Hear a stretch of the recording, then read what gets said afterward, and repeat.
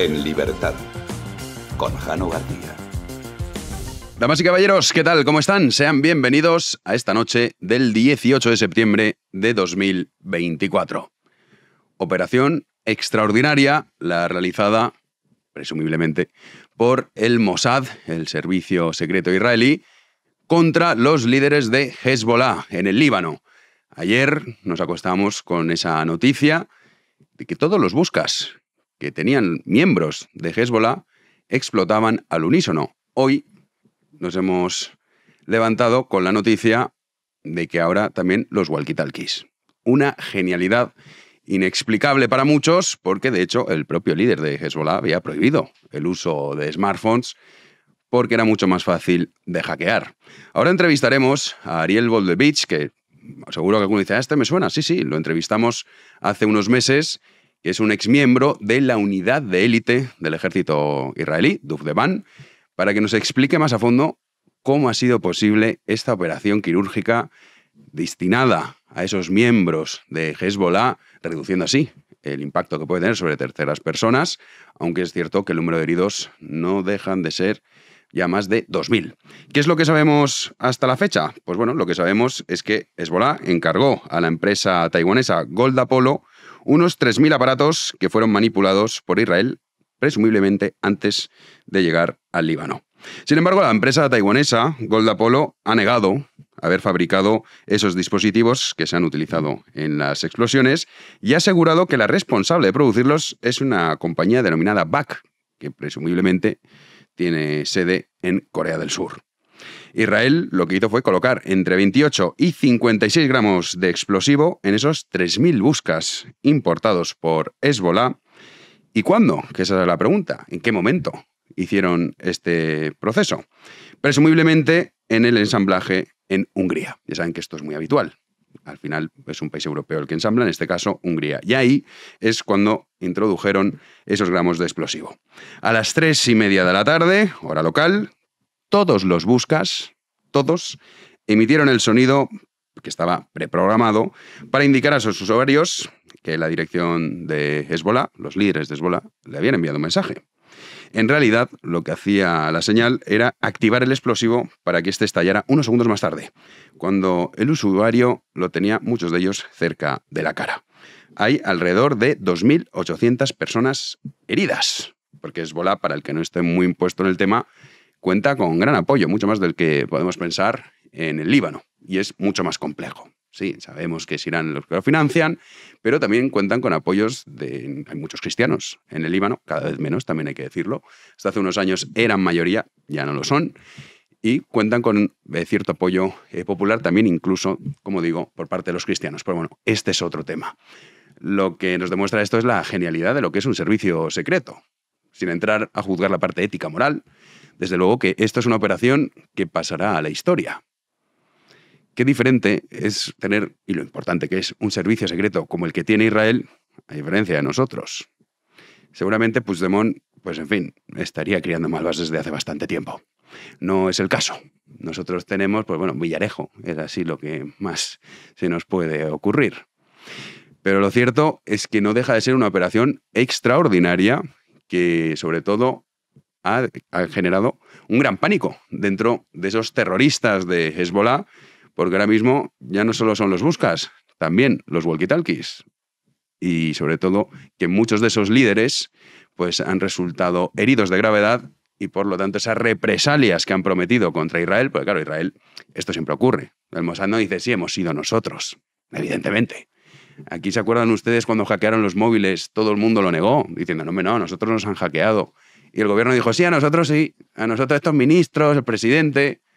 Pero ¿quién en su sano juicio puede decir públicamente, mirad qué patanes que somos? Pues bueno, el caso de Israel no es ese. Y por supuesto, ellos lo han dicho que han sido los autores de esta operación que, como digo, es impresionante. Una genialidad de la inteligencia israelí que vamos a repasar con nuestro invitado Ariel Goldevich. Como les decía, vamos a conectar con un viejo conocido de este canal. Ya le hicimos una entrevista a Ariel Goldevich, exmiembro de esa unidad de élite Duvdeban del ejército israelí. ¿Qué tal, Ariel? ¿Cómo estás? Gracias, muy bien. ¿Y ustedes? ¿Cómo les va todo por allá? Pues confieso que fascinado por la inteligencia a la hora de realizar el ataque simultáneo a miembros de Hezbollah. ¿Cómo es esto posible? O sea, ¿cómo se le ocurre? ¿Cómo se empieza a crear esta idea? Bueno, primero, nadie sabe quién lo hizo, ¿sí? Eso sigue siendo totalmente secreto. No Es quisiera generar una sensación inapropiada de que alguien supiera en esto, o que pensaran de que yo esté declarando algo. No estoy haciendo ningún tipo de declaración. Nosotros tampoco. No sabemos quién ha sido. De acuerdo. Pero el quien lo hizo es un genio, crack, total. Según la información que ha sido pública en las últimas horas, resulta de que esto es una empresa coreana, pero esta tanda de Vipers fueron armados en Hungría. Al parecer, la tanda en algún momento salió del control de las manos entre la empresa en Hungría y haber llegado al Líbano, en el que fue posible introducir un poquito de material explosivo al lado de la batería, generando con una especie de starter que únicamente prendería en caso de que la batería se sobrecaliente. A la vez, había que introducir un virus para poder generar una conexión que permita que la batería se sobrecaliente. Ahora, lo que están diciendo ahora es que en las últimas 48 o 72 horas fueron recibidos los Vipers y fueron esparcidos a los altos rangos de la organización. Es muy interesante cómo es que el embajador de Irán tenía uno. Eso no está claro, ¿sí? Porque se supone que el embajador de Irán no es un miembro de una unidad terrorista libanés. Pero bueno, eso ya tendrá que ser investigado de otra manera. Mientras tanto, según los rumores actuales, y reitero que se trata de rumores, varias personas al parecer habrán descubierto que había ahí material explosivo y por eso fue necesario realizar la operación previo al momento en el que estaban pensando hacerlo. Es decir, se supone que estaban esperando a que los Vipers estuvieran en un momento clave en las manos de personas específicas, pero que tuvieron miedo de que iba a ser descubierto la operación y tuvieron que adelantar el momento de realizar la acción. Como ustedes saben, se envió un mensaje a los Vipers. Algunos, más de 500 personas, tenían el Viper en un lugar relativamente accesible, entonces lo levantaron a sus caras para ver cuál era el mensaje y por eso es que se están diciendo ahora que hay más de 500 personas que han quedado gravemente heridas en los ojos. Otros que lo habrán andado en el cinturón o en la mochila o en algún lugar que no sintieron el Viper en ese momento, terminaron siendo heridos en sus cuerpos. Pero en todos los que lo tenían en la mano perdieron sus dedos y los que estaban viéndolo cerca de la cara habrán perdido sus ojos. Lo interesante de esta operación en específico es que es súper especial no solo poder llegar a los Vipers mismos, sino saber que estos Vipers iban a estar únicamente en las manos de los altos funcionarios de la organización terrorista, limitando al máximo cualquier daño a terceros inocentes. O sea, hubiera sido imposible jamás generar una situación en la que podría alguien decidir tratar de causarle daño específicamente a estas personas sin causarle daño a terceros. Esto es, en mi opinión, una de las operaciones que en el futuro se van a hacer películas y escribirán libros de esto. Sí, porque es lo que tú dices, una operación muy quirúrgica, muy concreta sobre esos altos líderes de Hezbollah. Corrígeme si me equivoco, tengo entendido que el líder de Hezbollah había prohibido a los miembros utilizar los smartphones temiendo que les hackeasen el móvil y que los Vipers son mucho más difíciles, los buscas que decimos aquí en España son mucho más difíciles de hackear. ¿Es esto cierto? Correcto. Los Vipers no tienen la misma tecnología de GPS, por lo tanto, nosotros no podemos saber en dónde están ubicadas las personas que llevan el beeper en la mano, pero sí se puede saber dónde están las personas ubicadas cuando tienen un teléfono smartphone en la mano. Por eso es que justamente utilizan esta tecnología que la mayoría del mundo dejó de usar beepers hace 20 años, pero ellos lo siguen utilizando porque están convencidos o estaban convencidos hasta ayer de que era mucho más difícil poder hackearlos. Claro, y luego también, o sea, entiendo que esto no lo han explicado, ¿no? Ni nadie va a salir a explicarlo cómo se hace, pero la complejidad de cómo introduces un virus en ese tipo de beepers, que me parece una cosa que es casi imposible, ¿no? Es como un imposible. ¿Cuánto tiempo puede llevar esta operación?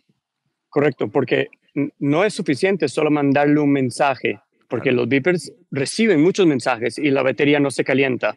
Es decir, había que mandar un mensaje específico que generara una especie de cadena de reacción interna calentando la batería a tal calor que iba a realizar la explosión. Eso es algo que por el momento no tenemos claro exactamente cómo se hizo, pero el que lo habrá hecho, sin duda sabía lo que estaba haciendo. ¿Y cómo va a cambiar esto, Ariel, dentro del mundo de la inteligencia? Claro, lo comentabas tú, se van a hacer películas seguro sobre esta operación. Es una operación quirúrgica, es una operación nunca antes vista, de forma simultánea, todos esos beepers sonando y explotando. No smartphones, que decíamos que era mucho más sencillo hacer, beepers, sobrecalentando la batería. Es que es una cosa increíble. ¿Cómo va a cambiar esto ahora? En el sentido que, claro, ¿quién puede estar seguro si tiene un dispositivo electrónico ahora mismo, no? Sin duda, pero en lugar de irme hacia el miedo que va a generar las personas que llevan un aparato tecnológico en la mano, que eso ya debería haber existido, por lo menos los del Hamas saben y no usan ningún tipo de aparato eléctrico. La pregunta aquí es, ¿cómo va a afectar esto a los altos rangos del Hezbollah y qué tipo de reacción se va a generar? Eso sí. Porque si yo me pongo a pensar de que si alguien tuviera una manera de atacar específicamente a los altos rangos del ejército israelí, mandando a 1,000 generales ahorita al hospital, el ejército estaría en ruinas, ¿sí? No tendríamos cómo movilizar tropas, no habrían quienes tomen decisiones, sería un caos. Está claro de que Hezbollah no es un ejército simple como los ejércitos nacionales que conocemos, sino que es una organización terrorista para bien y para mal. Es decir, por un lado, sí seguirán teniendo la habilidad de poder mantener un nivel de seguir tirando cohetes o generando daño. Por el otro lado, poder llevar adelante misiones o poder dirigir una lucha abierta contra Israel con el que estábamos a punto de comenzar en los próximos días, al parecer se ha complicado mucho en este momento. Nosotros nos imaginamos de que va a haber una represalia de parte de Hezbollah hacia Israel en los próximos días, semanas, pero nos imaginamos que se van a tardar bastante para poder organizarse de manera de poder hacer algo suficiente e impactante. El problema es que cuando hacen algo impactante, pues Israel se verá obligado a volver a represalia, lo que causaría que inclusive ellos, sin los altos rangos, tendrían que poder prepararse para eso.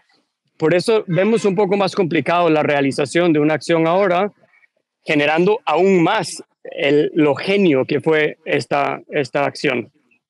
Sí, un golpe maestro. Bueno, lo contaremos. Ariel, te veo ahí que estás en la ciudad vieja de Jerusalén, ¿no? Tienes ahí de fondo, qué fondo tan maravilloso. Correcto, aquí estamos en Jerusalén. Pues nada, cuando vengas por aquí, por España, que la entrevista que hicimos tuvo mucho seguimiento y contaste cosas súper interesantes. Para el que no la haya visto, recomiendo que la vea. Así que cuando estés por aquí por España, a ver si podemos repetir. Igualmente, Jano, aquí lo invitamos cuando estés. Feliz de poder traerte a estos sitios. Sí, es una maravilla. Además, hace tiempo ya que no voy por Jerusalén. O sea que a ver si pronto puedo ir para allá. Un abrazo muy fuerte y mil gracias por atendernos. Hasta luego. Hasta luego. Bueno, pues ya lo ven. El ser humano es que es una criatura extraordinaria. Pero por un lado te da esta genialidad y por el otro lado pues te da Óscar Puente. ¿Cómo no amar y admirar al ser humano? Nos vamos con las noticias.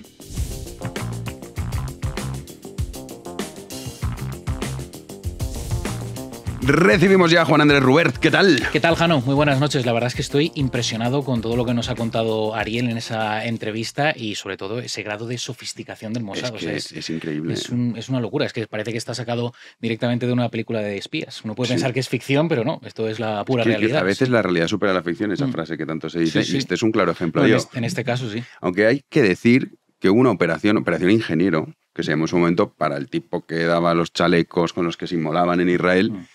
Se lo cargaron con el teléfono móvil. Es que es tremendo. Que utilizaba una vez al mes el teléfono móvil para hablar con su padre. Y los tíos consiguieron meter explosivo en ese teléfono móvil y cuando llamó fue su última llamada. Claro, el Mossad nunca dijo sí, lo hicimos nosotros, pero...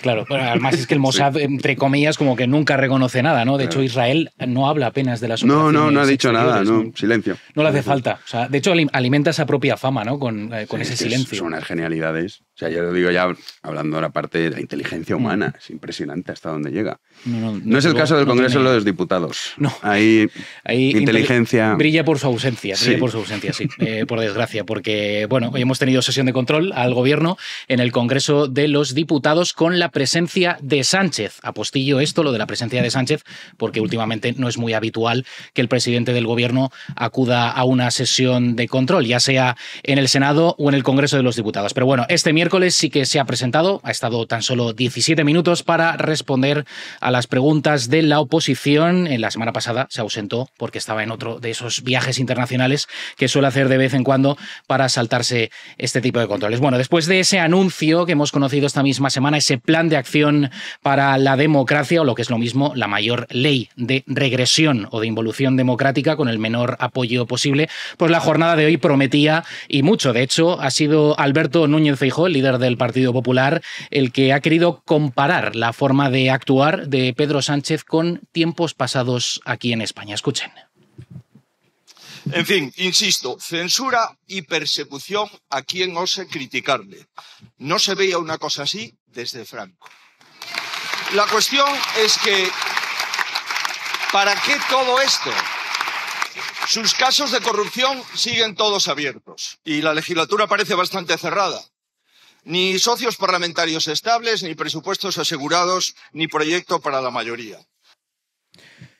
Ahí están las palabras de Alberto Núñez Feijóo, Jano, pero como te puedes imaginar, Pedro Sánchez, que ni tiene vergüenza ni la conoce, pues simplemente se ha limitado a decirle que, oiga, señor Feijóo, que aquí tenemos gobierno para rato y que ustedes tienen sanchismo también, en fin, hasta el fin de los días. Vamos a escuchar al presidente del gobierno. Y cambia el chip, señoría. Mire, usted no es presidente del gobierno porque no quiera, sino porque los españoles le dijeron que tenía que continuar en la oposición al menos 4 años. Por tanto, cambie el chip, señoría. Quedan 3 años de legislatura. Hay gobierno para largo. Abandone esa oposición avinagrada y arrime el hombro en el interés de España. Pues esa ha sido la respuesta de Pedro Sánchez a Alberto Núñez. En su línea. Sí.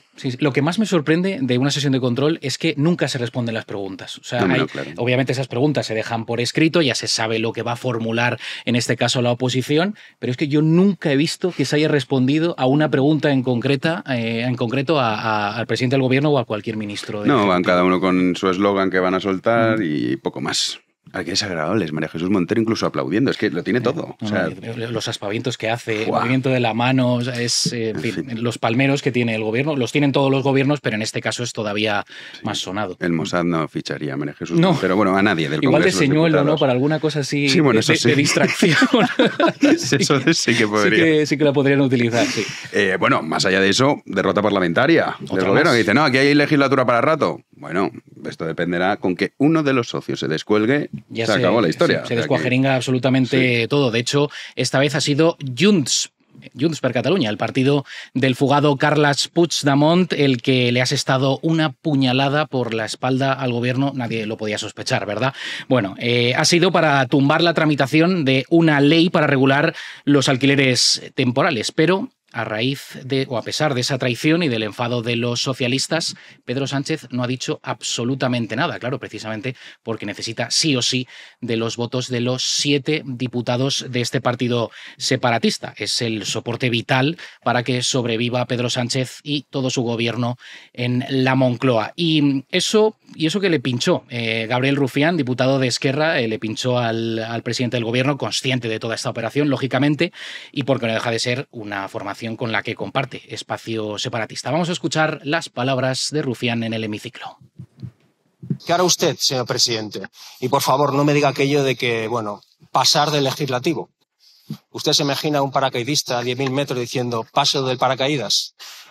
¿Qué pensaría? ¿Que es un mentiroso o es un insensato? ¿Usted qué es diciendo eso?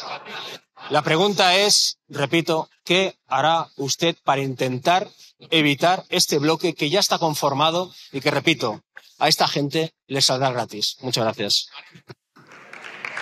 Hay imagen también la de Rufián ahí con la mano en el bolsillo, sí, en la sede de la soberanía española. Bueno, a ver, representa muy bien a lo que es la sociedad actual, ¿eh? Sí, la el mal gusto, la vulgaridad. Más absoluta, sí. Tú miras a los diputados de hace ya unos cuantos años y es que, que más allá de que uno pueda estar de acuerdo o no, mantenían un decoro, unas apariencias, pero bueno, ahí está Rufián, que sabe bien la maniobra de Junts per Catalunya. Bueno, pero lo dice como si no hubiese gobernado con ellos nunca Esquerra. Absolutamente, claro. Como, no, esto de aquí, pero sí, se han presentado juntos en las listas. Yo creo que lo que les molesta es que no estén ahí, digamos, de primera fuerza. Sí, se han quedado sin hueco. Se han quedado sin hueco en Cataluña, que es, claro. Entonces, sacan la bandera de ese bloque de PP, Vox y Junts, que ya me dirás tú, en fin, o sea, es una cosa. Bueno, la política pasan cosas raras, pero me temo que eso no lo vamos a ver pronto. No. Hablando de decoro, don José Luis Ábalos. Ha vuelto. A las andadas. Bueno, a copar los titulares. Sí, le gusta.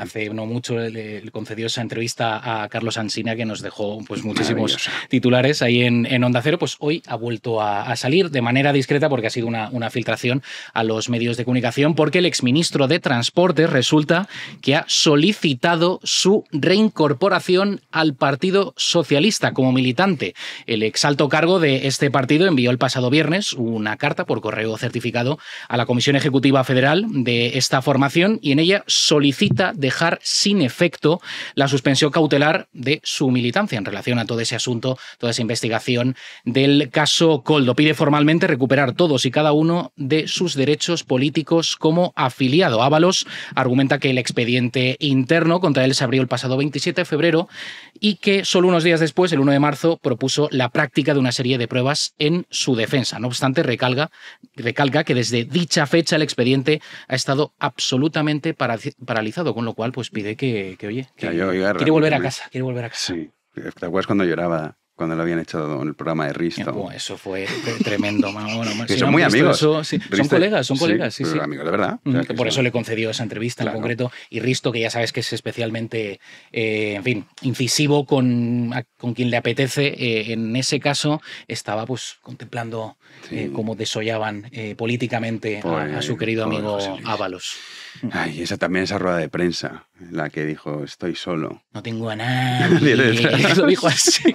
Es que ¿Qué personaje, otro personaje que da para una serie de televisión. Sí. Hablando de mafietas, el CIS, que tenemos informaciones nuevas. Sí, más allá de que Tezanos vuelve a dar por ganador a Pedro Sánchez, sorpresa, nadie se lo podía imaginar, pues hay otros asuntos destacables, más serios en este caso, y es que en ese nuevo barómetro realizado por este organismo público, también colonizado por el socialismo, por el sanchismo en este caso, arroja un asunto interesante, porque hablamos de la preocupación de los españoles, que sepan que en el número 1 está la inmigración, muy por encima del resto. Es el principal problema ahora mismo de los españoles, y fíjense, en tan solo 2 meses se ha duplicado esa tasa de los españoles que ven la inmigración como el asunto más urgente. De hecho, Jano, en julio era el del 16,9% y ahora supera ya el 30%. O sea que antes estaba manipulado, claro. Esto es lo que nos deja ver, es que... Acuérdate también lo que dijo Marlaska, que la inmigración no preocupaba a los españoles, que no que estaba la ni mucho menos, que la seguridad estaba no. garantizada, que tal y cual. En fin, el CIS, que como decimos, no es sospechoso precisamente de imparcialidad, ¿no? O de parcialidad en este caso, pues resulta que ha puesto que este es el problema principal de los españoles, lo que más les preocupa. Sí. ¿Eso sabes qué te dice? Que dentro de nada el PSOE va a estar, que ya lo dijo Illa en la campaña electoral en Cataluña, y también Sánchez, de los ilegales hay que deportarlos. Dentro de nada van a empezar con ese tema. Pondrán en marcha toda esa maquinaria que Claro, tienen. la maquinaria, lo que antes era extrema ultra fachosfera, Turbo, tal, sí. será progreso. Y democracia, claro, porque todo esto es democracia. Y lo mejor será ver al equipo de opinión sincronizada Ay, poniendo bueno, en marcha... Sí, haciendo volteretas, ¿no? Haciendo un tirabuzón, sí, pero pero lo hacen bien, ¿eh? No, en eso Los tíos, también... sí, la sincronización que tienen es buena. En fin, pues lo contaremos, querido Juanan. Por supuesto. Nos vamos ya a la tertulia. Damos ya la bienvenida a Pedro Insua. ¿Qué tal? ¿Cómo estás? Muy bien, muchas gracias. Aquí, pues, con interés, con las cosas de Israel. ¿Quién lo diría? Porque has entrado con un desánimo. No lo ves emocionado. No, sí, a mí eso me interesa muchísimo. Todo lo que tiene que ver con un mundo judío me interesa mucho. Es muy interesante, sí. Sí, lo es. Fernando Díaz Villanueva, ¿qué tal? Muy buenas, muy bien. Mañana estás en Bilbao, Mañana estoy en Bilbao, sí. presentando libro 7:30, con Garín. Con Alberto, en la librería universitaria. ¿A qué hora? A las 7:30. Pues ya lo sabes, Estaremos puede ir cualquiera, no hay que apuntarse Sí, ni nada. claro, la librería no es muy grande, bueno, cualquier bilbaíno la conoce, está en el mismo Indauchu, yo ya firmé allí libros en una ocasión y Bilbao suele funcionar bastante bien. Es una ciudad en la que se lee mucho, muchísimo. Bueno, Pues- en todo el norte de España se lee mucho y Bilbao, como es la ciudad más grande del norte de España, pues es en la que más libros se venden. 7:30, has dicho. 7:30 de la tarde, Vale, sí. Pues ya lo saben, si quieren acercar mañana a saludar a Fernando Díaz Villanueva y a Alberto Garín, pueden ir a la, ¿cómo has dicho? Librería universitaria. Librería Universitaria. Javier Martínez Fresneda, ¿qué tal? Tú vienes de ahí. ¿Qué diría Fernando si firmase libros en Sevilla? de cómo se lee en el sur de España. Se lee, no, pero estas son estadísticas públicas, ¿eh? Y el norte de España se lee más que en el sur, Bueno, lo cual tiene cierta lógica porque llueve más. Entonces se puede salir Si no, el menos de frío casa, claro. hace media, sí. Pero se venden más en el norte. Sí. Buenas noches, Jaime. Bueno, Yo por un poquito de... ya empezando ya al ataque, lo cual No, me para parece nada. bien. Pero tú vienes de ahí, de Bilbao, me has dicho, tengo que contar no sé qué. Sí, no, pero tengo que contar del lunes que viene. Venimos de Bilbao, vale. de presentar la Fundación Neos en Bilbao, que nos fue francamente bien, con una gente fantástica. Seguro muchos de ellos irán a veros, Fernando. Y el lunes que viene tenemos un evento en la Mutua contra la bolivarización de España. Intervendrá María Corina Machado. Así que nada, están todos invitados, 7:30, auditorio de la Mutua madrileña. Y Evidentemente, puedes- María Corina... Ya entiendo que digitalmente. no, claro, que no. Es que nos han preguntado algunos Ya. despistados. No, Ya, no viene a España. No viene a España, hombre, es que sí viene. Es que si sale de Venezuela no vuelve a entrar. Por eso. No se puede olvidar, claro. Está donde está su lucha y hace muy bien. ¿Y Edmundo va a ir al acto? Veremos. Sí, a lo mejor hay sorpresa. 7:30. 7:30. Pues ya lo saben él, pero el lunes que viene esto. Lunes que viene, lunes 23, auditorio de la Mutua Madrileña en Madrid. Todo el mundo es bienvenido. Fenomenal. Pues ya lo saben, si quieren ver a Villanueva. Fresneda, ¿tú, Pedro, no tienes alguna presentación? ¿Algo? Bueno, el día ¿Promocionas 25, algo? sí, Venga, el va. día 25 presento un libro de un amigo de Fernando, de Armesilla.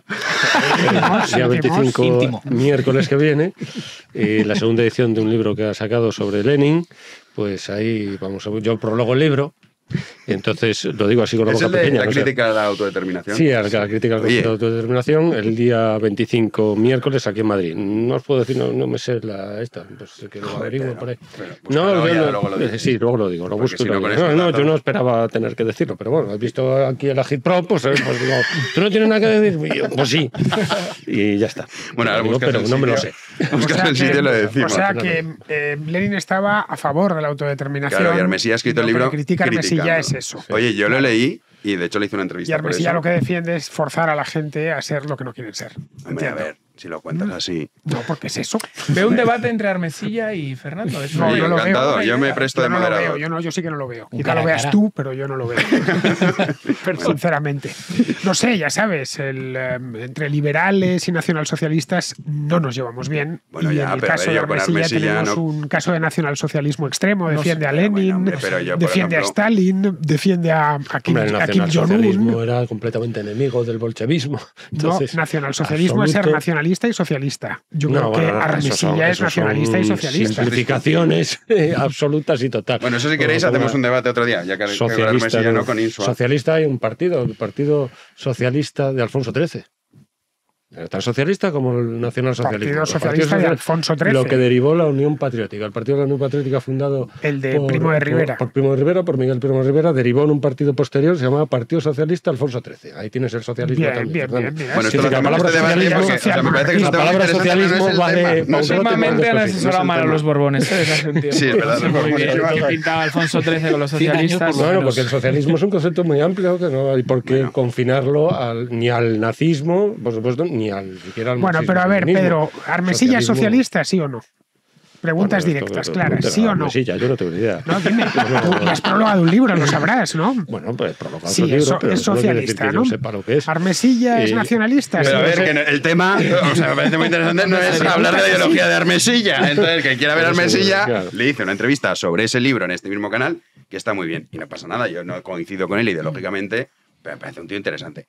Dicho esto, si queréis otro día, haces una contra sobre Armesilla. No es mi intención, Pero aquí no va a ser el tema, porque tenemos lo que es la operación de inteligencia más espectacular que se recuerda, que es lo que ha sucedido en el Líbano, que además, Juanan, tenemos última hora respecto a esas explosiones. Ahora hablamos de los buscas, pero es que han empezado a explotar ahora los walkie-talkies. Sí, el Líbano se ha vuelto a ver sacudido esta misma tarde del miércoles por una nueva oleada de explosiones de aparatos electrónicos, entre los que se incluyen los walkie-talkies. Lo utilizaban estos aparatos portátiles los milicianos del grupo terrorista Hezbollah para comunicarse. Además del ataque que sufrieron este martes, pues este miércoles ha sido con esos aparatos, con los walkie-talkies. Esos son los últimos datos que se reportan, 9 fallecidos en Líbano, Jano.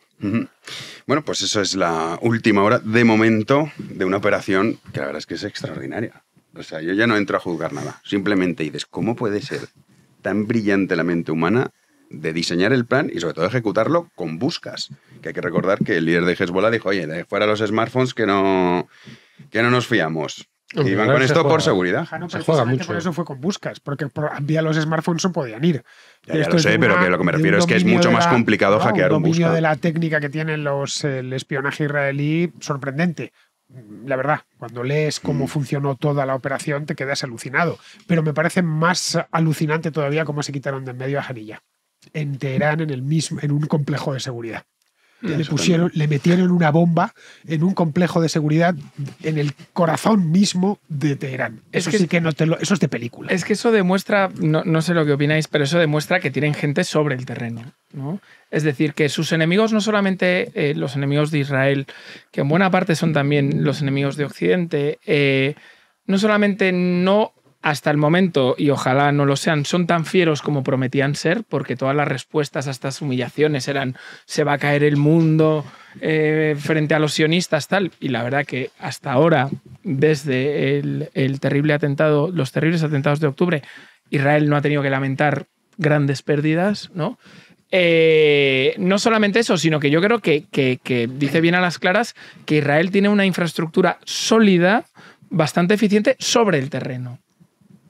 En el Líbano, en Irán, quizá en Siria. Es decir, yo creo que hay que aplaudirles en un momento, además, en donde si miramos la historia de Israel, probablemente sea el momento que más distancia tiene con los Estados Unidos, que era su principal patrocinador.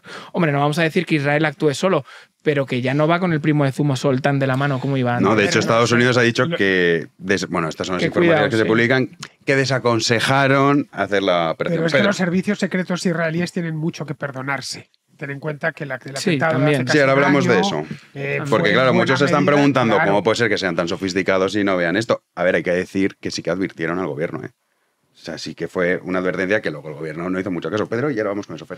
No, bueno, a ver, Israel le va a dar la vida en ello. Es decir, que el dicho, no sé de quién, que la primera guerra que pierda Israel será la última. Entonces, claro, nace ese Estado y todos los países que tienen en su entorno le declaran la guerra, ¿no? Y entonces tiene que constantemente mantenerse en la vanguardia de la tecnología, porque la tecnología es el mecanismo que tienes para defenderte hoy en día. Si pierde ese paso Israel, pues es su derrota. Entonces tiene que estar permanentemente, y siempre lo estuvo, bueno, siempre desde que... bueno, el primer país que apoyó a Israel no fue Estados Unidos, cuando nace Israel en el año 48, sino es Checoslovaquia, es el único país que le vende armas a Israel. Entonces, pero después a partir de ahí pues tuvo que espabilar muchísimo y, bueno, y aparte de hacer un vergel de aquel erial, ¿no? Entre otras cosas, con las técnicas agrícolas y demás, entonces pues, bueno, todo eso tuvo que desplegarlo Israel y probablemente en el año 2009 a Ehud Olmert, cuando era primer ministro de Israel, Ehud Olmert, se le escapó unas declaraciones que hizo en Navidad, además, Navidad cristiana, claro, que Israel estaba armada atómicamente. Entonces, eso también es, digamos, es un mecanismo que probablemente mantiene a raya a muchos otros, por lo menos disuasorio, ¿no? Es un elemento disuasorio importante. Empezó a enumerar Ehud Olmert los países que tenían armamento atómico y se le escapó Israel. Seguro que fue casual, ¿no? Seguro. Y después ya terminó. Claro, se enfrenta a Hezbollah. Hezbollah, no podemos olvidar que lo que quiere decir Hezbollah es el partido de Dios. Hezbollah, su significado así, es el partido de Dios, con un Kalashnikov en la bandera y tal, partido de Dios. O sea, financiados por Irán, son chiíes. Claro, son chiíes que están en el Líbano, que operan en el Líbano, que tiene todo un sistema de servicios sociales y claro, tal. Eso te iba a decir, que de hecho hay muchos cristianos que apoyan a Hezbollah, o sea que es mucho más complejo el tema de lo que parece. De hecho, en televisión española, en la noticia de ayer, que daban de Israel, de todos estos aparatos de explosivos y tal, decían un funcionario de Hezbollah, o sea, le daban el carácter de funcionario en televisión española. Bueno, sí, yo creo que lo han traducido directamente del inglés officer, claro, que es funcionario, es decir, un alto cargo. Un alto cargo. Es como se traduce officer en este contexto. No creo que tuvieran ese tanto, porque claro, el funcionario sería del Líbano, en tal caso, porque el Líbano es un estado de lo más No, es que Hezbollah dentro del Líbano tiene dos partes, una parte política, un partido, de hecho hay países que separan una parte de la otra. Sí. Separan el Hezbollah político del Hezbollah militar, digamos, o el Hezbollah terrorista. Pero vamos, la parte terrorista es sin duda una parte muy peligrosa. Los israelíes, como ven que lo de Gaza no terminan de ganarlo, tienen que ir al final a lo que saben hacer muy bien, que es estar bien informados, saber dónde se mueve el enemigo, quiénes son los que mandan dentro del campo enemigo y eliminarles. Si tú en una organización como una banda terrorista, caso por ejemplo de Hamas o caso de ese Hezbollah que no está metido en política directamente en el Líbano hay un sistema político complicadísimo en el que los cristianos, los sunitas, los drusos, los maronitas tienen que tener una representación concreta, el primer ministro, el presidente de las Cortes, del Parlamento local. Allí lo que... los tres cargos principales están repartidos por religiones. Para acabar la guerra civil del Líbano, pues se llegó a ese acuerdo que tiene al país por lo demás paralizado, porque al final es imposible crear un sistema político que sea funcional si te basas en identidades. Es como si en España, pues qué sé yo, el presidente de las Cortes tuviese que ser, no lo sé, de la provincia de Valladolid. No, es una locura. Y solo de la provincia de Valladolid. Desde el punto de vista político es una locura. Claro, no tiene ni pies ni cabeza. Aparte de la ley dentro de una ley, o sea, se forman absurdos políticos, claro, porque eso no tiene ni pies ni cabeza. Y hablando de esto, perdona y te dejo terminar, Fernando, a alguien le pareció que funcionaba también lo del Líbano y esto es la inspiración para hacer lo que hicieron en Bosnia. Sabéis que en Bosnia también hay un estado serbio, un estado croata y un estado musulmán. Es una federación realmente. Sí, totalmente. Bosnia es una federación para mantener otro país completamente y hay una cantidad de roces importantes dentro de Bosnia. Lo único que después de lo que pasó en los años 90, claro, mientras no se maten, pues no son noticia, pero los problemas, la cantidad de complicaciones que están teniendo, una conversación de 15 minutos con un bosnio y te explica y te vuelves loco. Dices, bueno, como es ingobernable a todos los efectos, pero es un país pequeño y en paz, cosa que el Líbano no se puede decir que esté en paz. Bien, los de Israel, o los del Mossad, mejor dicho, concluyeron hace mucho tiempo que en una organización terrorista en la que todo depende muchas veces del secreto y que la información está en muy pocas cabezas, les va la vida en ello, eliminando esas cabezas se desmontan operaciones terroristas, lo cual es cierto. Si pongamos por caso, cuando existía la ETA, se hubiese liquidado a 4 o 5 personas, si los servicios de inteligencia españoles hubieran sido capaces de algo similar, bueno, en su momento lo intentaron. Recordemos lo de Cubillo y el Empayac en Argelia, que intentaron acabar con él y encima fallaron. En ese caso, lo que permites es que operaciones completas se vienen abajo, porque esa operación solo la tenían o la controlaban 3 o 4 personas. Si les liquidas, acabas con la operación. Aparte de infundir desánimo y desmoralizar al enemigo. Es decir, los de Hezbollah dicen, si son capaces de acabar con nuestros jefes, ¿qué sería de nosotros? Parece una tontería, pero no. El sistema les funciona y lo vienen aplicando desde hace mucho tiempo. Ahora, en el largo plazo, en el corto plazo es muy útil, pero en el largo plazo, caray, el jeque Yassin se lo cepillaron desde un helicóptero en el año 2004 cuando iba en una silla de ruedas que volvía de la mezquita. Bueno, que esa operación es brutal porque lo que hicieron fue replicar la misma silla de ruedas. Sí. Entonces metieron explosivos en la silla de ruedas y una de esas salidas el tío se fue y le persiguieron hasta que lo liquidaron. Sí, tal cual. Esto fue en 2004, antes de que irrumpiesen los drones, pero no sirvió a largo plazo para nada. Jamás siguió existiendo. Eso sí, durante unos meses, pues se tiene que jamás se recomponer. quedó. Es la hidra, es más bien se reproducen Claro, esas cabezas, las cortas, cortas pero una se terminan cabeza. reproduciendo. Es la lógica de la hidra, lo de Hezbollah. O sea, no hay manera que, porque es un abigarramiento, está el lío. Aquello no tiene solución, ¿eh? No tiene solución. No tiene solución. Bueno, tiene soluciones feas, ¿no? Yo creo que Fernando ha dado... Lo que dice Pedro, solución sí. Pacífica, ¿no? Sí. Ha dado en la clave, ¿no? Y es que efectivamente Israel, que a los que admiramos Israel y miramos con enorme admiración, valga la redundancia, cómo se ha ido defendiendo en el pasado, nos sorprende cómo se meten en Gaza sin un plan. O sea, parece ser que ahora mismo están diciendo, bueno, ¿y ahora qué hacemos? No, el corredor Filadelfia me interesa. Bueno, no. Bueno, y entonces me quedo con esta porción de terreno. Lo decepcionante es que tú cuando te metes en esa jaula, cuando te metes en ese lío, tienes que tener...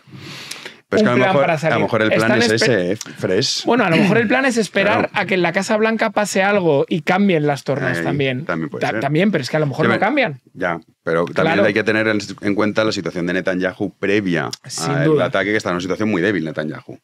Esto le ha servido para reforzarse, también para callar ciertas críticas. O no, porque con el tema de los por lo menos rehenes... al principio. Luego es verdad que, bueno, esto es como todo. Al principio te refuerza y conforme pasa el tiempo, pues paulatinamente cae, digamos, el apoyo. Pero es verdad que él está en una situación muy crítica. Sí, pero ahora mismo ¿a qué se enfrenta Israel? Es decir, es que ahora mismo Israel tienes el Líbano, tiene el frente abierto del Líbano, el Yemen, que muy pocas veces hablamos del Yemen. Pero el otro día lanzaron un misil balístico, sí. Que dices, también es una novedad. Irán, que por primera vez atacó directamente a Israel, acordaros, como represalia, efectivamente. Y ahora tienes también lo de Gaza, que eso, digamos, ahora te diría, el menor de los problemas de Israel sería la cuestión de Gaza, sino tiene todo el tema del Líbano. Hezbollah ya ha dicho que ellos van a hacer, bueno, una reprimenda y que van a atacar, a contraatacar a Israel. Ahora, el problema es, que es lo que decía Fer, las cabezas pensantes, muchos han quedado ciegos. O sea, y los planes que tendrían, ahora a ver quién los hace. Porque claro, los tienes ahí todos. La guerra demográfica, que solo gana Gaza y Cisjordania. Esa la parte, guerra demográfica. No, se supone que Israel tiene el deliberado fin de hacer un genocidio. Esto es una versión actual. Gaza y Cisjordania no han hecho más que crecer.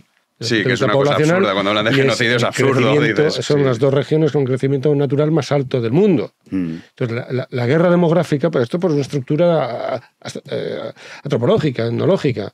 Es decir, que eso es muy difícil de liquidar, de neutralizar, de modificar.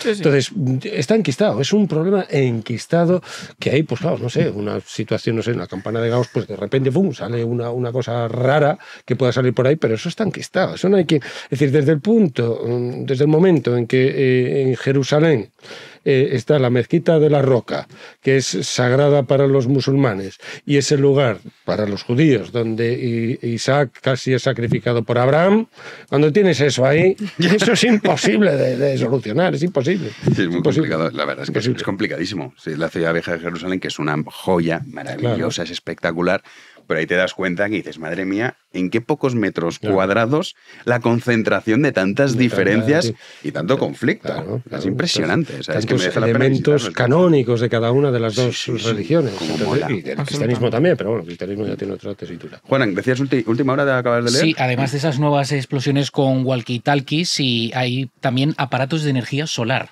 Esto es lo último que están reportando los diferentes medios de comunicación. En Líbano, como estamos contando, una segunda ola de explosiones que ha dejado al menos 9 fallecidos y 300 heridos, y que se ha producido un día después de esas detonaciones simultáneas con los buscas. Pues ahora ha sido con los walkie-talkies y también con sistemas de energía solar, aparatos de energía solar. Madre mía.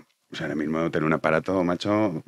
Sí. Ahora, como todos tengan el mismo chip, me parece Bueno, buscarán una contramedida. Al final la guerra es esto. Yo me invento que hacer algo, palomas tú me lo mensajeras. Te digo yo neutralizas. que dicen, vamos a utilizar palomas mensajeras. Ya se encargarían los del Mossad en introducir una explosión a los las mejores palomas. halcones del mundo. Y no sería la primera vez, lo han hecho con ovejas y con alguna que otro animal.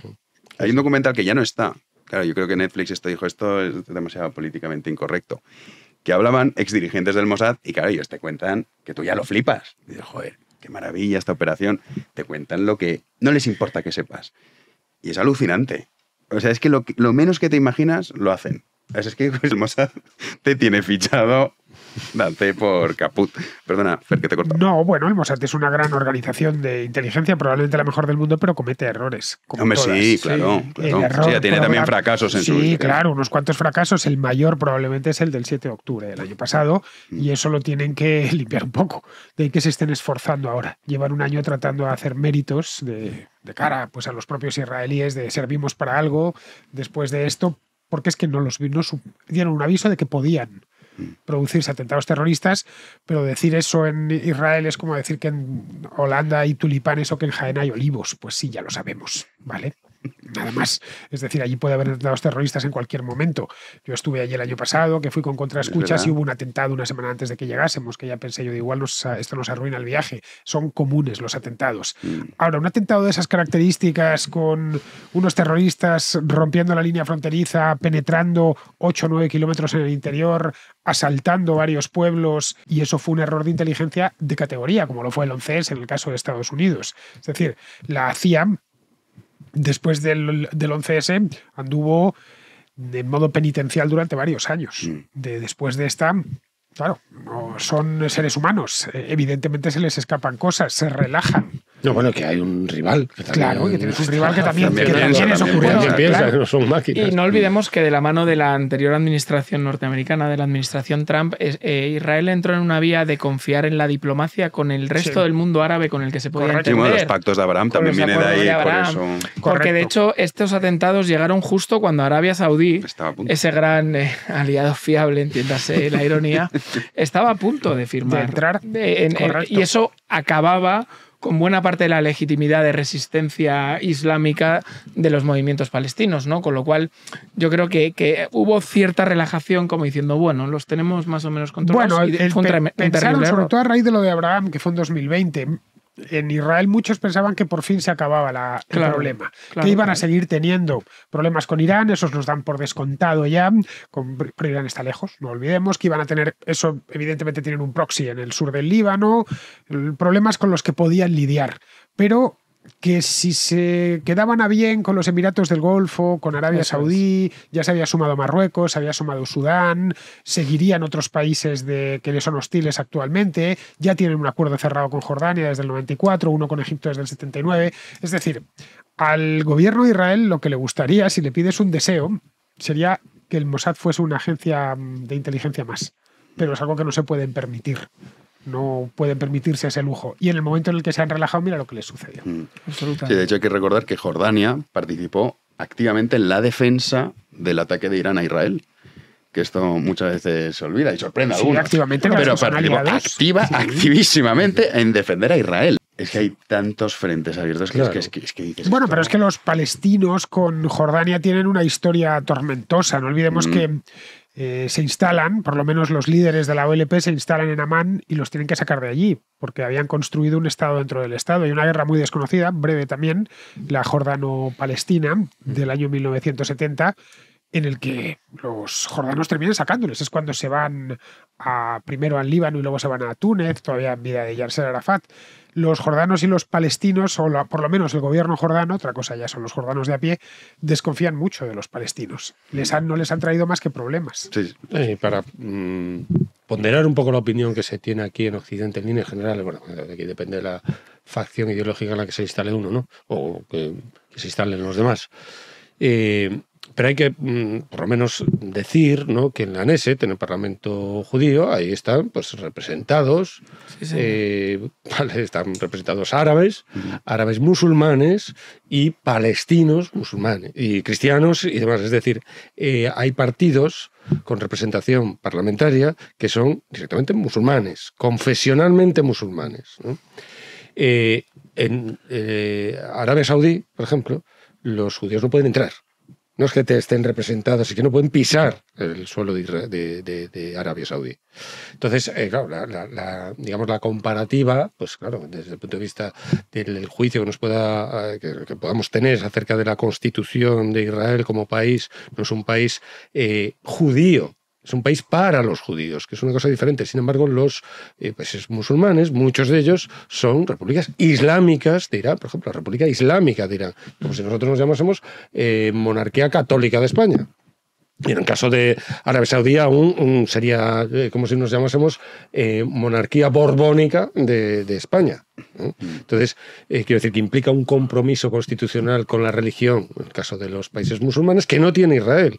Israel tiene algún componente teológico, por ejemplo, la institución de la Aliyá y del Ministerio de Absorción, que llaman anillo, ya vaya nombre, ¿no? El Ministerio de Absorción, es decir, tú el hecho de que te conviertas desde cualquier parte del mundo, te conviertes al judaísmo, y si esto se lo dices al Estado de Israel, te puede conceder automáticamente la ciudadanía israelí, ¿no? Porque has regresado, Aliyá es regresos, has regresado a Israel, ¿no? Pero es el único componente teológico-político, digamos, que tiene ese Estado como comprometido. Pero en sí mismo no es un Estado teológico.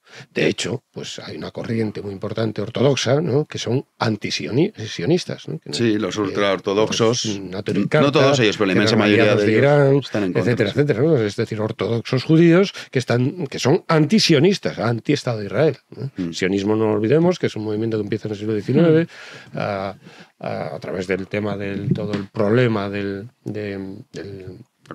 la Affair Dreyfus.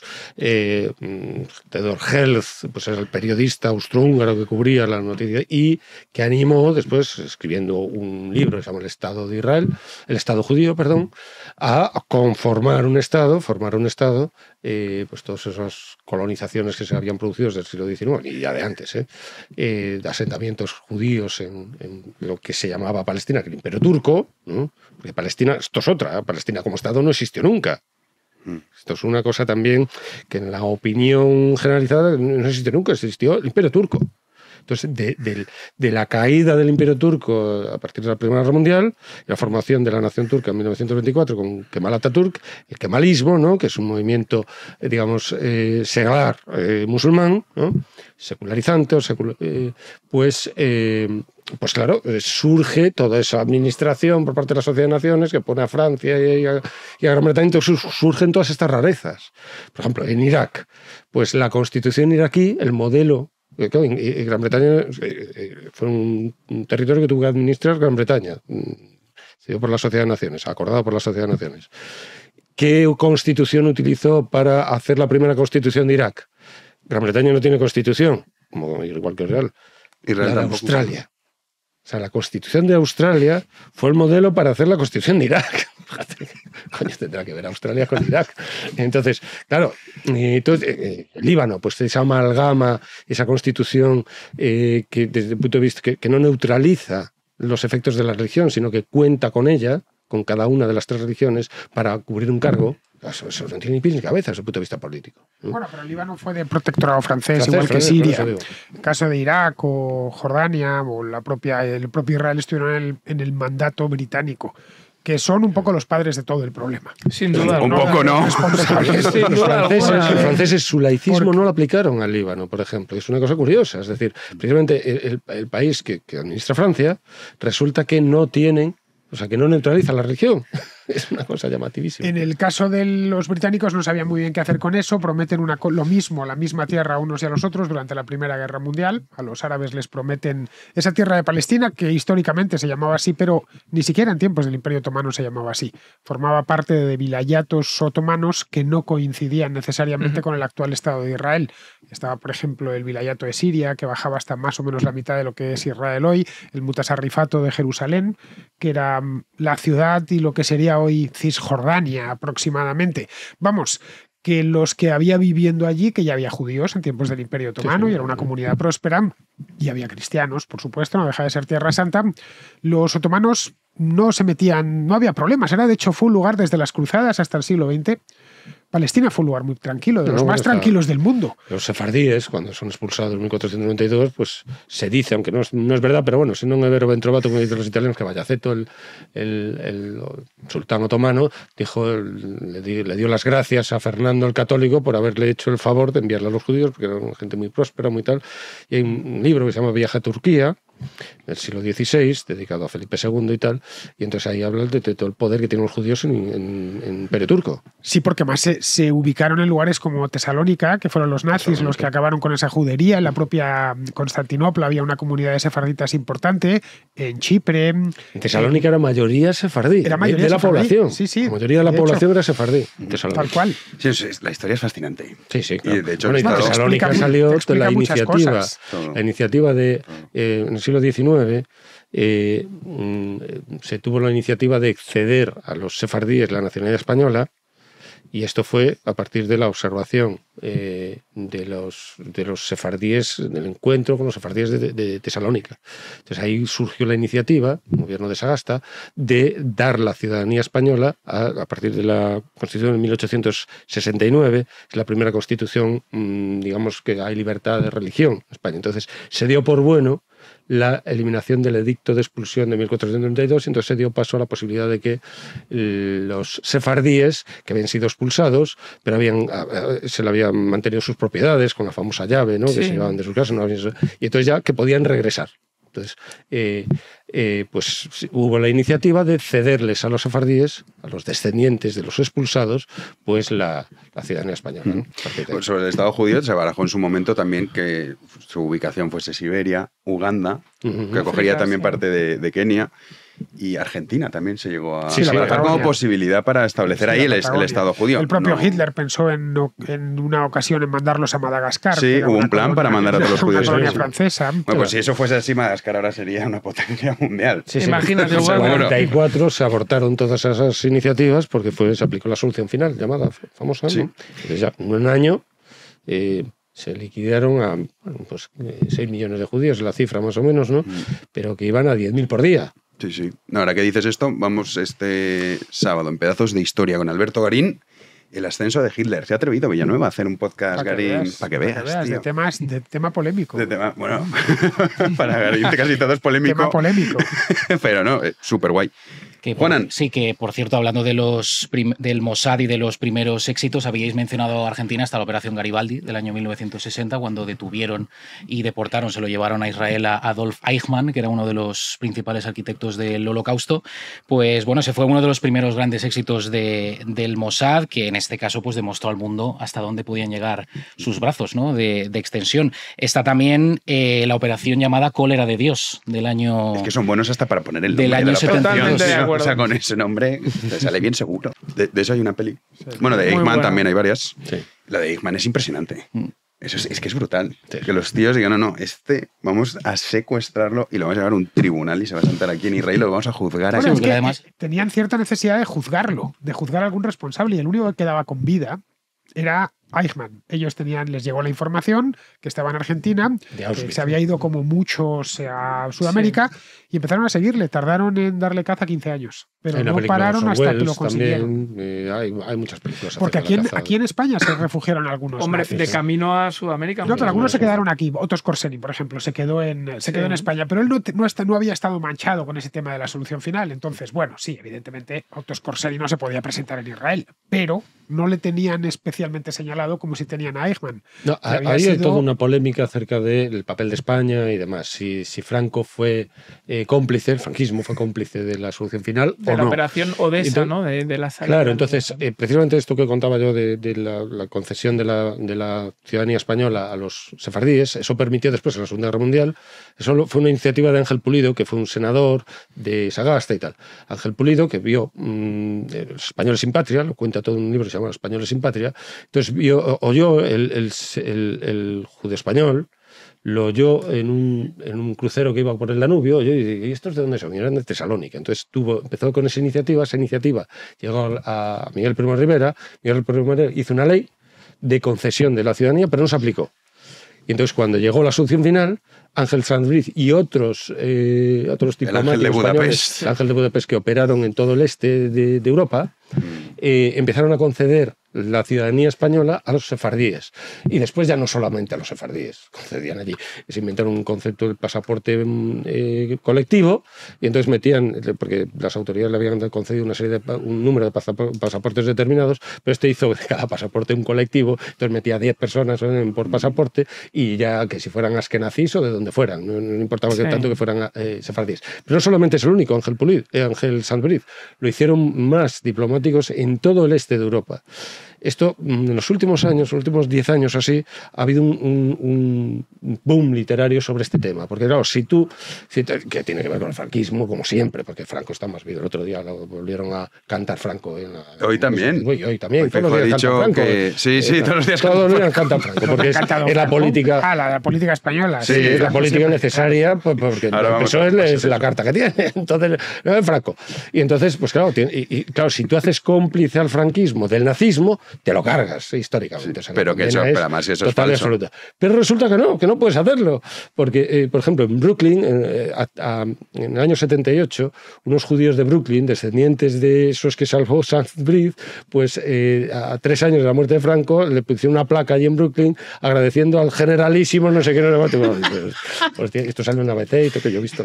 Claro, es que... Cuba decretó 3 días de luto. Sí, cuando Franco, sí. Pero además es que lo de no encaja, porque además es verdad que con el beneplácito del régimen franquista de que sabía lo que estaba haciendo, más de 5.000 judíos salvó. Sí. Y tenía la presión, y el tercer presión. Sí, claro. Y se hizo un índice judío en España, preparado porque estaba dividido. Por si acaso. Por si acaso. Pero no se aplicó nunca. De hecho, el ministro de propaganda alemán, Goebbels, en sus diarios dice que los españoles y italianos no funcionan bien con este tema, que son muy permisivos, que no hacen lo que tienen que hacer. Bueno, de hecho en Italia también, es que la propia mujer de Mussolini era judía. Claro, el fascismo no tiene ese componente antisemita, que luego sí que el nazismo, cuando controló el tema, sí que les obligó a llevarlo adelante. Vamos a viajar a la realidad, la dura realidad. ¿Qué vas a sacar a Franco ahora? De nuestro país. Bueno, lo hemos sacado. Antes Juan ha puesto a Feijóo, que decía, esto no se veía desde Franco. Sí. Bueno, pues vale. Esa ha sido la gran declaración. A raíz de la ley esta de medios. Sí, de la ley de medios. Pero eso lo comentamos ayer, pero es que hoy hay, con medios de comunicación, que el Confidencial sabéis que está dando mucha caña, sobre todo el periodista, ¿cómo se llama? ¿Olmo? El nombre se me ha ido ahora. ¿José María es? José María Olmo, creo. José María Olmo, ¿no? Sí, ahora está dando mucha caña con el tema de las exclusivas sobre Begoña Gómez, José María Olmo. Sí. Entonces han sacado un audio, Juanan, ¿qué dice? Pues mira, desde primera hora de la mañana han publicado una serie de audios en exclusiva al Confidencial que habla de las cloacas del Partido Socialista y que señalan directamente a Pedro Sánchez. Ahora lo escucharán. Le señalan como el gran jefe. Uno en concreto es el de un empresario que está implicado en la campaña de Ferraz para tratar supuestamente de amedrentar tanto a magistrados como a periodistas. Asegura en una grabación que Santos Cerdán y la fontanera, la famosa fontanera del PSOE, Leire Díez, manejan miles de archivos con información sensible. Pero vamos a escuchar ese audio en el que se refieren directamente a Pedro Sánchez. Porque lo tienen ellos tutelado, porque ya ha dicho ahí el gran jefe y dice que hay que acabar con esto como sea. El gran jefe es un señor llamado Pedro de apellido Sánchez, ¿no? Solo hay un gran jefe y ese ahora pega un puñetazo en la mesa que te cagas porque él sigue manteniendo y lo dice a gritos si es necesario que su mujer es pues una pichona, o sea, eso no se lo discuto, pero que no es una corrupta, dice.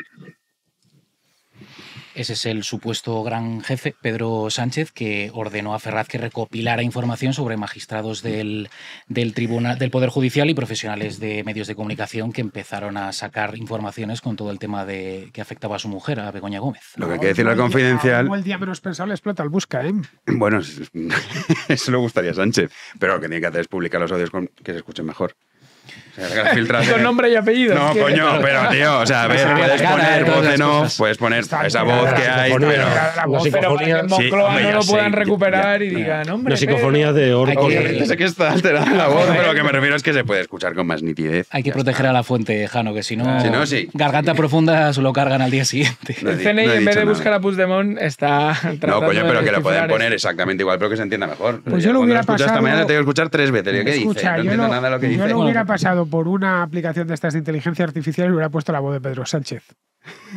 Que se puede hacer ahora, ¿no? Sí, no, ahora con inteligencia artificial puedes hacer cualquier cosa. Eso no sé cómo deja tu credibilidad. Eso hubiera quedado muy bien. Porque encima con choteo. Bueno, la mujer pichona. Begoña Gómez ahora pichona. Mi mujer es una pichona. Qué maravilla. ¿Y qué quiere decir con eso? Una pichona, bueno, abrimos debate. Supongo que será pues un término cariñoso, ¿no? Sí, una pichona. Pichoncito, ¿no? O algo así. ¿Es una pichona que es que ahí si no ha roto un plato? ¿O qué es? A ver, yo por los usos que se daban a las palabras, Pedro Sánchez es de mi generación, cuando alguien era un pichón, decía menudo pichón, en Madrid por lo menos, y Pedro Sánchez es madrileño, es que era tonto de lava. ¿Vale? Encaja. Entonces o sea, como inocente. O sea, que sí, bobo. Te estoy hablando de los años 80 y 90. Y decían, anda, este menudo pichón. Al menos es lo que yo recuerdo. Pero inocente, tonto en el sentido no malo, sino inocente. No, sí, que eres bobo. Que serás liado. Cuidado que eres pichón, ¿eh? Se decía eso. Se dejó de utilizar hace ya tiempo, pero vamos, encaja que lo diga alguien, pues nacido, creo que Pedro Sánchez en el 72 o por ahí, vamos, que es casi de mi edad y de la de Pedro. Sí, es un año mayor. En Madrid se utilizaba de manera común. Lo que no sé es si lo habrá dicho o no lo habrá dicho, pero vamos, encaja por la persona, la edad que tiene. Y además eso lo podías decir de alguien querido, de tu hermano. Es que mi hermano es un poco pichón, podías decir, si no era muy ingenuo o muy avispado, ¿no? Era muy ingenuo. Así que quizás sea eso. Begoña es muy pichona, es decir, no es muy simple, pero no es una corrupta, no es mala. Quien fuese así de pichón con esa cuenta de resultados. Pero a mí me gusta que el PSOE, siempre que hay problemas, esté quien esté, hacen un back to basics, ¿no? Bueno, ¿qué sabemos hacer? Guerras sucias, ¿no? Les pasó con Pedro J. Ramírez en el felipismo, con Javier Gómez de Liaño, con los GAL, hay hablar de guerra sucia y mencionar a los GAL, con el caso Faisán y Zapatero. Es decir, cuando en el PSOE pintan bastos, dice, chico, tráete el manual de siempre del abuelo, guerra sucia. Entonces, evidentemente están... El manual de resistencia. El manual de resistencia de Peter. Entonces, pues están haciendo lo que saben hacer. Así se ha defendido el PSOE históricamente. Eso en la desde tecnología. La vuelta a la democracia en España, ¿no? Porque antes de la democracia ya sabemos cómo se defendían, ¿no? Con armas de fuego. Casi mejor lo de ahora. Casi, sin dudas. Bueno, esto es como los hermanos Marx, ¿no? Depende con quién me compares. Casi mejor sería que fuese un partido decente. Pero ellos se dedican a hacer este tipo de cosas, ¿no? Es una tecnología, pero después en la propaganda lo maduran todo Eso de antifranquismo. Se revisten con el antifranquismo y entonces pues convocan al caudillo todos los días. Todos los días tenemos a Franco en el Congreso de los Diputados. Y además que lo conocían bien porque muchos familiarmente tenían vínculos, ¿no? Pero a mí me llama la atención eso, que verdaderamente ellos se ven arrinconados y van a ese tipo de prácticas, ¿no? Podríamos criticar otro tipo de prácticas de otro espectro ideológico que a lo mejor lo solucionaban, vamos a decir tonterías, con dinero. No, ellos van tracatrá. Pero Javier, lo que es difícil de explicar es por qué les sigue funcionando. Esto es la porque la alternativa para millones de españoles es peor que eso. Es decir, yo como liberal conservador creo que los ciudadanos individuales, la enorme mayoría de ellos, no son tontos. Yo sé perfectamente que ahora mismo sientas aquí a la gran mayoría de los votantes de Pedro Sánchez y te dicen, pues la verdad que esto, aquello y lo demás me parecen una barbaridad. Ahora bien, la pregunta verdaderamente, la prueba del algodón es, amigo, ¿prefieres un gobierno de Feijóo? Claro. No, está ahí claro. Dicen, no, me quedo con Pedro. Pero ¿cuáles son las razones por las que no lo prefieren o por las que sí lo prefieren? Lo importante siempre son las razones por las cuales manejan. Entonces, pues en la medida en que el PSOE proyecta sobre el PP asociado a Vox, tienen que necesariamente el franquismo, pues la gente no les vota porque revisten todo el coco de la derechona, de la derecha, y con eso han tirado. Con eso han tirado.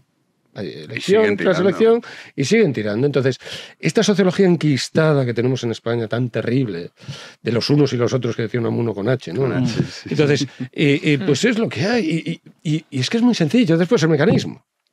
Es una mente una mente cortita, que desde el punto de vista profesional, esa gente es muy... Bueno, la gente pues, sabe muchas cosas, naturalmente, no voy a ser yo, pero políticamente es una cosa dicotómica, simplona, infantil, el mecanismo por el cual la gente vota. Para mí, son mecanismos infantiles de coco, de cuento, de hadas. Claro, pues esto lo decía Schumpeter, ¿no? Que cuando el individuo, porque había teorías también que decían en su momento que si la gente participaba en política con la democracia y demás, que su nivel de inteligencia iba a aumentar, su interés por la política le iba a hacer tomar decisiones más racionales.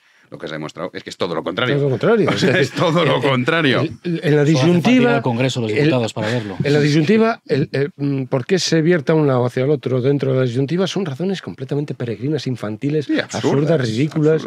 Y te falta una percha, perdona, Fernando, y te dejo.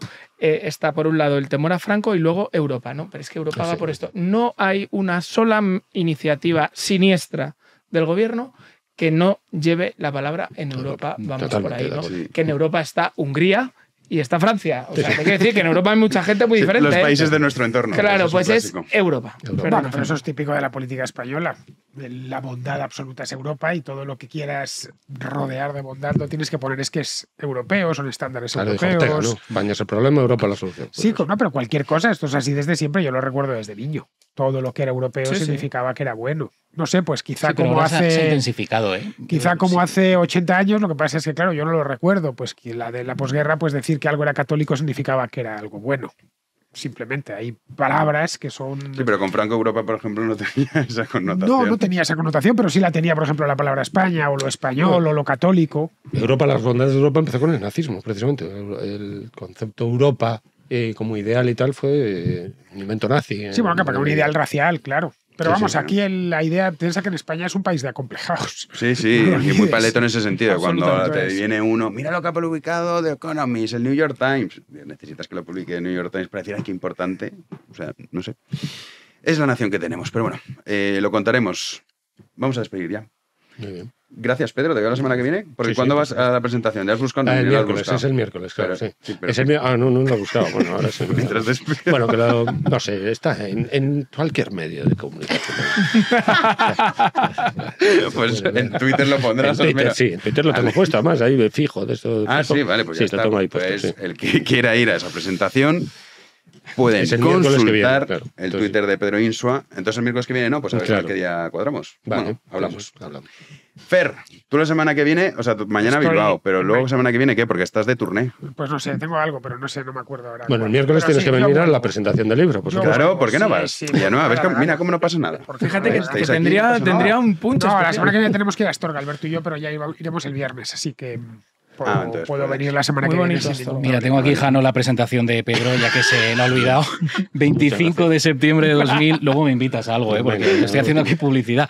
Librería El Faro de Madrid, calle Gaztambide, 24 a las 7 de la tarde. Apúntalo, Pedro, para que sepas dónde tienes que ir. Como Homer, Carl. Presentación del libro Lenin, el gran error que hizo caer la URSS. Pues ahí... Bueno, que es dar mesilla, ¿eh? Yo no hago publicidad. Bueno, pero tú vas... Sí. Yo prólogo el libro. Y bueno, encantado. Nosotros animamos aquí a escuchar todo tipo de voces, todo tipo de versiones, que cada uno diga lo que le dé la gana. El libro no significa alinearse con el autor.